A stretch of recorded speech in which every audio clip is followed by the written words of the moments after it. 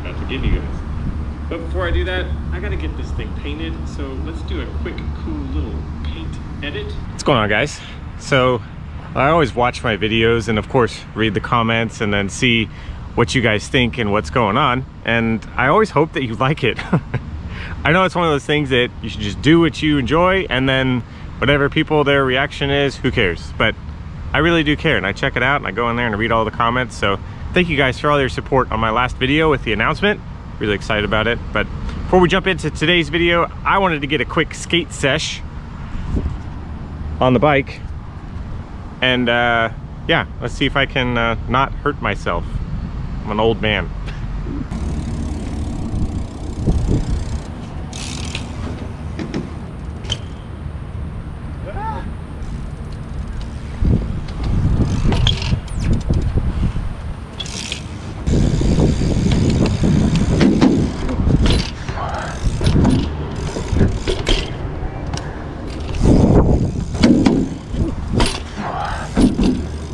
That was a good one.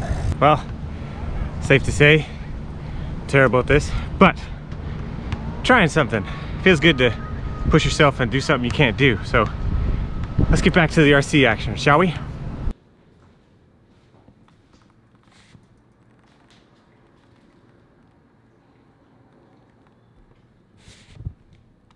Hey guys, back again. Just wanted to do another video about what I do to prepare for a race day. And it's a little bit of a time crunch because, as you can see, my car is completely torn apart and I have to race it in a day. And that's not all that I have to do. Got a lot of stuff I got to do to prepare and be ready so we go out, we can go fast on race day. So I wanted to show you what all that entails. So, like I was saying, everything is torn apart and basically it's just a full rebuild on the car. Ooh, bonus points if you can tell me what that is, other than a mouse pad. Leave it in the comment down below. So basically, when I go through a car, I'm doing two things. I'm making everything fresh and I'm finding anything that's bent, broken, etc. So far, I haven't found anything broken, but normal stuff would be like maybe some bent hinge pins, bent ball stud ends that you would have like on your rear hub carriers or something like that. But we're good in that department, so we're just going to start the rebuild process. These guys, I just like to blast them out with some aerosol goof off and then wipe them down with a microfiber towel. Basically, these are the CV axles. So we got the dog bones and the axle, and there's a little bit of grease between these two areas. So all I do is I like to blast all that out, get the dirt so that they move nice and free. So let's go ahead and get that started.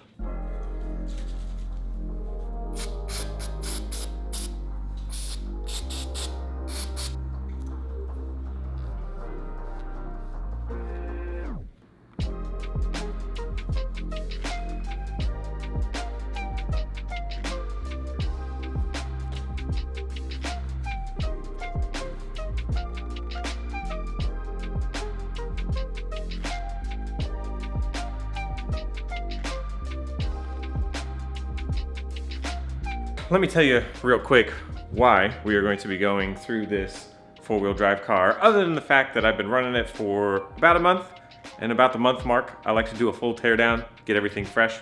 But the one and only,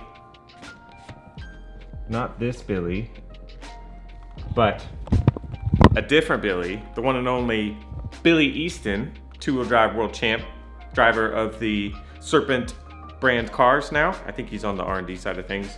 Anyways, he hit me up and he was like, hey, we're going to New Reds. And we're trying to get the Wheeler boys together so that we can run. So I was like, dude, yes, I'm in. And then after I said that, I realized I had a lot to do. So let's get back to it so that we can get that Wheeler ready so that we can do battle with the world champ, Billy Easton.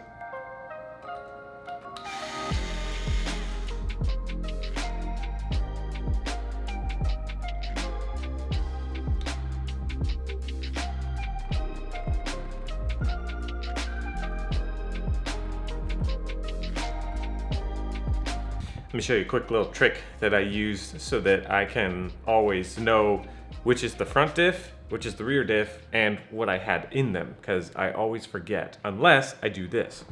I mark it with an F for front, and then I put a number to indicate what the thickness of the diff fluid was. So in this case, this is the front diff, and it had 10K. If we look at the back, it's probably a little bit more worn out. Let's see if we can see it.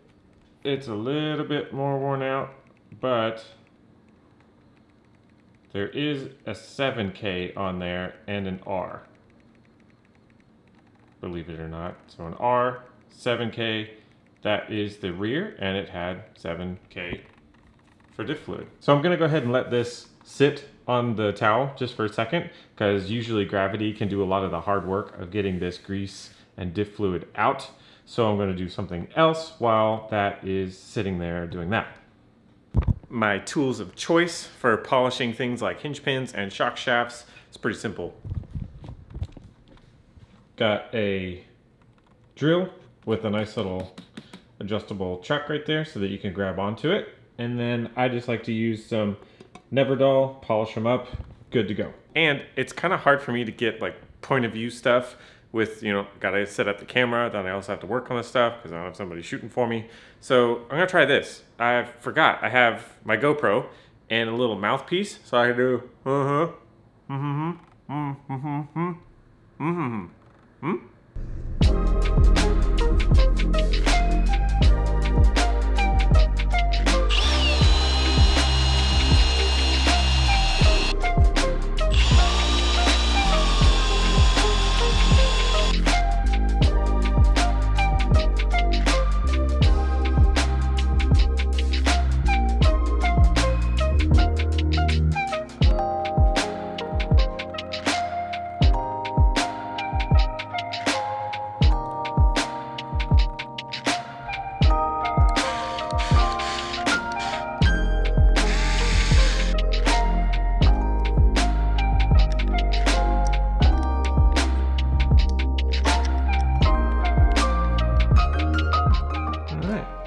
Three fresh diffs.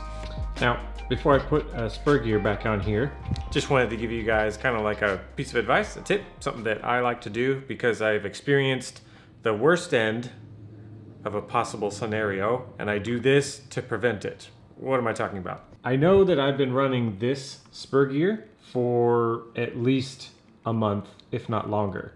And it's fine. There isn't anything particularly wrong with it. Like there are no teeth that are visibly chipped, but I know that it's a little bit worn. So I'm just gonna put on a new spur gear before I experience any issues, because in the past I have run spur gears a little bit too long, and then what do you know, you're running in a qualifier or even worse, a main, and you run into a chipped tooth that strips out and you have a DNF. So obviously, not going to guarantee any sort of victory or that no catastrophic failures will happen, but it will put the odds in your favor. Fresh spur if you don't know how long you've been running yours. Now that we have axles done, diffs are done, I'm going to let the bearings soak in a solvent so that I can blast those out, re-oil them, and make sure that they're all working good.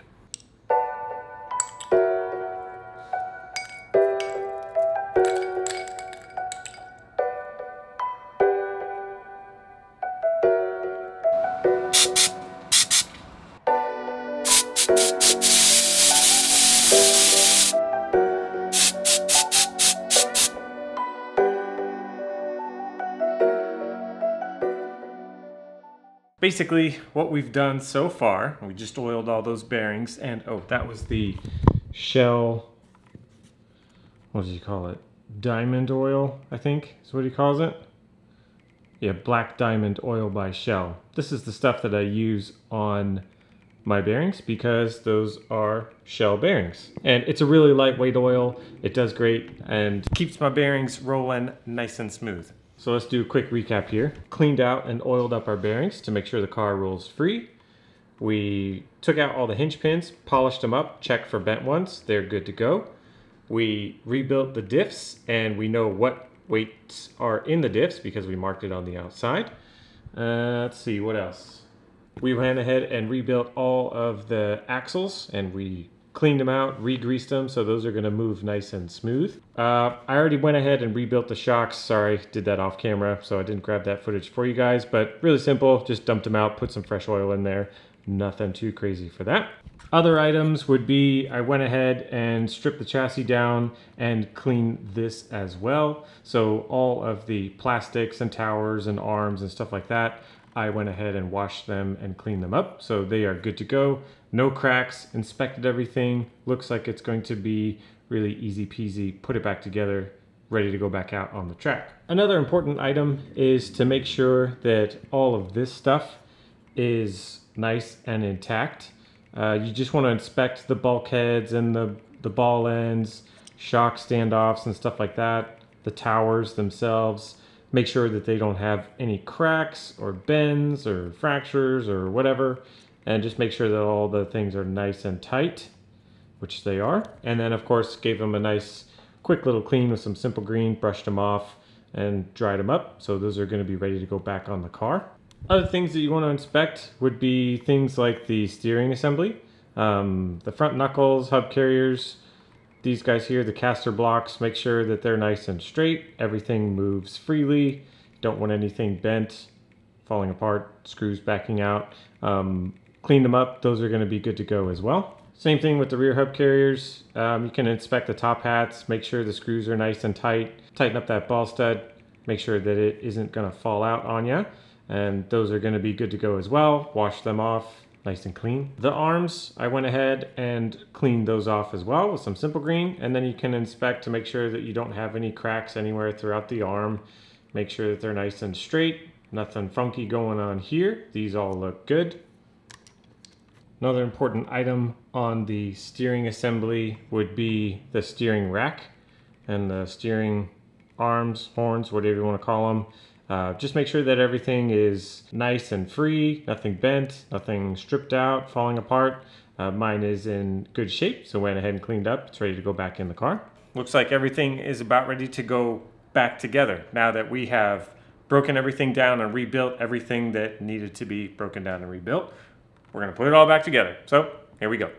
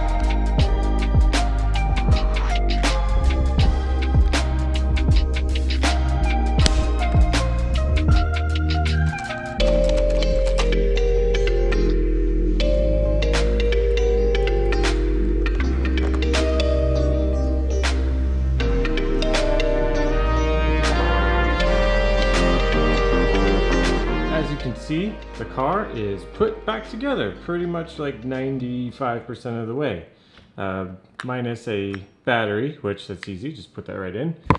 Other than that, car has been disassembled, reassembled, rebuilt all of the important parts, and found things that were broken, which was, as far as I remember, the fan wires. The only thing that was needing to be replaced, so we'll replace that. Now I have to paint a body and get that from liquid mask to painted to done to stickers in about less than a day. So here we go. So here is our next step. It's a blank body, so that means we have to wash it out and we have to start the liquid mask. I'm gonna abbreviate this process because it's pretty long and I need it to go as fast as possible. I'm gonna go ahead and spray in the first coat of liquid mask, and then I'll show you guys how I expedite that process just a little bit.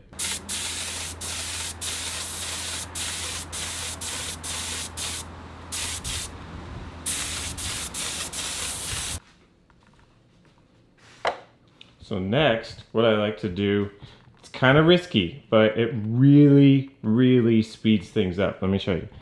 So we're gonna do conventional bake, conventional, I don't remember. The lowest setting, which on this oven is 170, start, okay. Then we're gonna put it in there. And then we're gonna set a timer for 5 minutes, okay? 5 minutes. And then you just wait a second, and then it'll be done, just a couple minutes.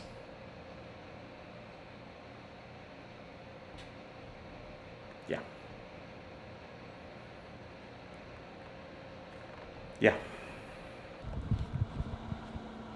Gotta wait till the last second. Okay. Perfect.